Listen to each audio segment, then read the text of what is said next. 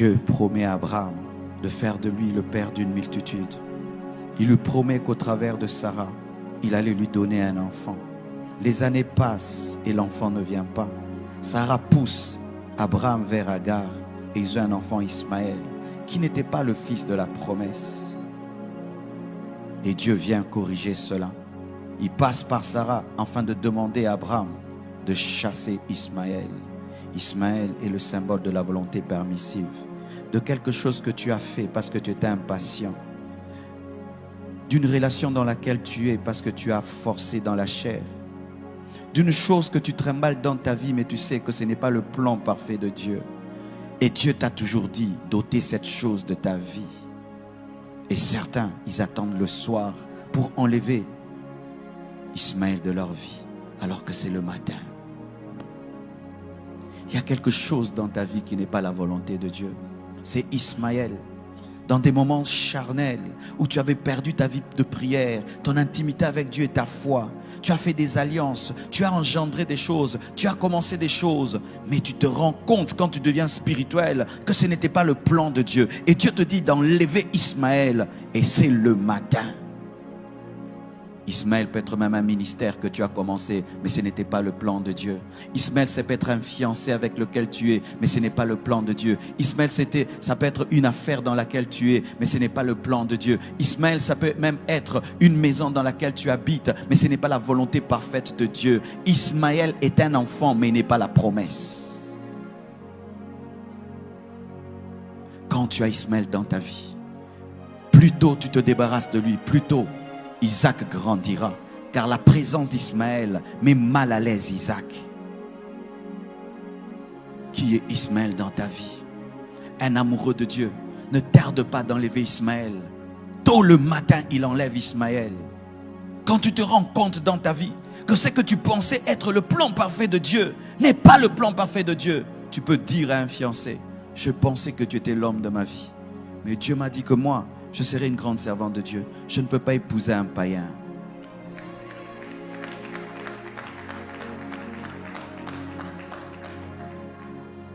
Tu peux avoir commencé un ministère dans la rébellion contre ton père spirituel.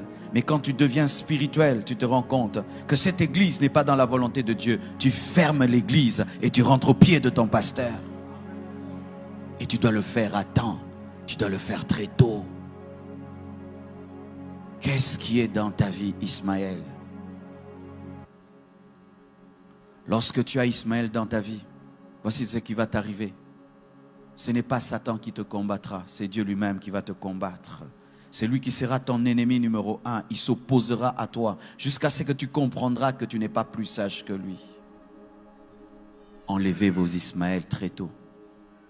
Ne dis pas: je vais le faire dans 1 mois, dans 2 mois, dans 3 mois. Le plan de Dieu va prendre du retard dans ta vie. Je vous assure, mes frères et sœurs, il y a des choses qui prennent 10 ans dans nos vies, alors que ça devait prendre 1 semaine. Tellement que tu as tardé d'enlever Ismaël, tellement que tu as tardé d'enlever Ismaël, et Dieu voit qu'Isaac sera en danger. Tant que tu ne lâches pas la volonté permissive, tu ne vivras jamais la volonté parfaite de Dieu. Certains ici, vous êtes dans des relations qui ne sont pas de Dieu. Tu vis dans la même maison qu'un homme qui ne t'a pas épousé. Mais Dieu t'a toujours dit qu'il va te donner ton mari. Mais voici la condition que tu as donnée à Dieu. Donne-moi d'abord mon mari avant que j'abandonne celui-ci. Ça ne marche pas comme ça. Tu lâches Ismaël. Tu dois lâcher Ismaël. Tu dois lâcher Ismaël. Je dis tu dois lâcher Ismaël. Dieu me dit qu'il y a des gens qui sont dans de telles situations, qui sont en train de poser des conditions à Dieu avant d'obéir. Vous allez obéir trop tard.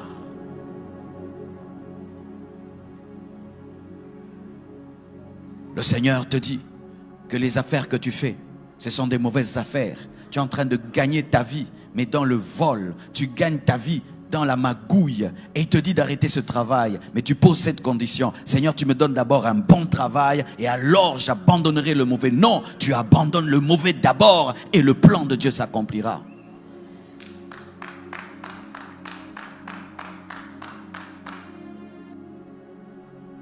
Es-tu dans la volonté parfaite de Dieu? La chose que tu as a été engendrée par quoi? Par l'impatience? A été engendrée par la chair? a été engendré par l'esprit, a été engendré par toi-même. Tu as forcé les choses. Et voilà que tu as Ismaël entre tes mains. Un enfant problématique. Jusqu'aujourd'hui, Ismaël est un problème pour Abraham. Ismaël a engendré tous ces gens qui bombardent le monde et qui créent des guerres dans le monde entier. Faites très attention. Obéissez à temps. Vous savez, mes frères et sœurs, lorsqu'une maladie est au début, on peut la soigner très tôt. Mais si tu la laisses grandir, tu peux vivre une amputation. Plus tôt tu obéiras à Dieu, plus tôt Dieu te guérira. Et si tu fais 10 ans, 20 ans, 30 ans avec Ismaël, il fera partie de ta vie. Et le jour que Dieu va l'enlever, une partie de toi sortira. C'est lorsque des gens arrivent jusqu'à avoir des enfants avec un mari d'autrui, des enfants qui ont grandi. Et là maintenant, l'Esprit de Dieu te dit de te séparer. Mais vous voyez le déchirement que ça cause. Ce n'est pas seulement que tu te sépares d'un homme, mais il y a des enfants. Pourquoi? Tu as tardé d'enlever Ismaël de ta vie.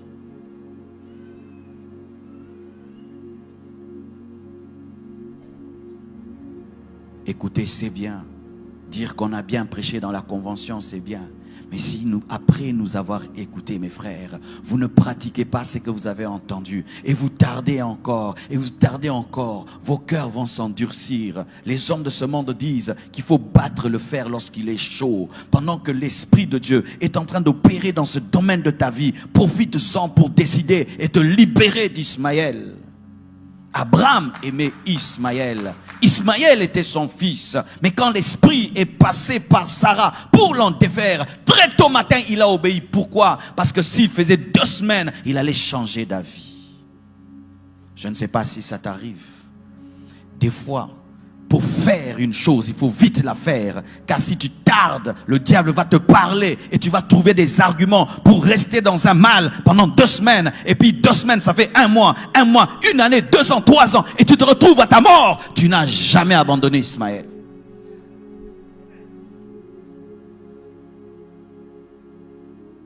Même si tu vas laisser Ismaël dans le désert en pleurant, pleure, mais laisse-le dans le désert. Même si tu vas te séparer de cette fille en pleurant, pleure, mais laisse-la dans le désert. Même si tu vas sortir de cette relation en pleurant, pleure, mais laisse ça dans le désert. Parce que Jésus ne vient pas par Ismaël, Jésus vient par Isaac. Jésus vient par Isaac. La promesse n'est pas faite à Ismaël, elle est faite à Isaac. Et tu es en train de t'attacher à ce qui ne t'engendrera rien du tout. Certains même, vous êtes dans des églises qui sont des Ismaël. Tu es allé dans une église par colère, tu es allé dans une église par rébellion, tu es allé dans une église par impatience. Et là-bas, tu es en train de mourir spirituellement, tu es en train de mourir en toi-même. Et le Seigneur te parle et il te dit, ce n'est pas l'endroit, mais tu as déjà une responsabilité, tu as déjà des postes, tu as des ceci, de cela, et tu te regardes que tu perdras cela. Tout ce qu'on t'a donné là-bas comme titre, c'est Ismaël. Car des fois, le diable encourage la rébellion en faisant qu'on t'élève dans la rébellion. Ismaël, ce sont des faux papiers. Des faux papiers. Tu t'appelles Jonathan, mais dans tes papiers, tu t'appelles Gélor. Des faux papiers. Une vie de mensonge, où tu mens chaque année et chaque mois. Ismaël, une vie qui n'est pas ta vie. Lorsque tu regardes ta vie, est-ce que c'est ta vraie vie? Aimes-tu ta vie? Es-tu heureux de cette vie que tu as? C'est Ismaël. Tu dois quitter cette vie, mais tu dois décider quand? Le matin. Maintenant.